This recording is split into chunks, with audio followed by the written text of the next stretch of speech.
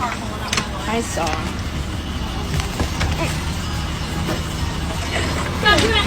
The big B, what cake is started for you today?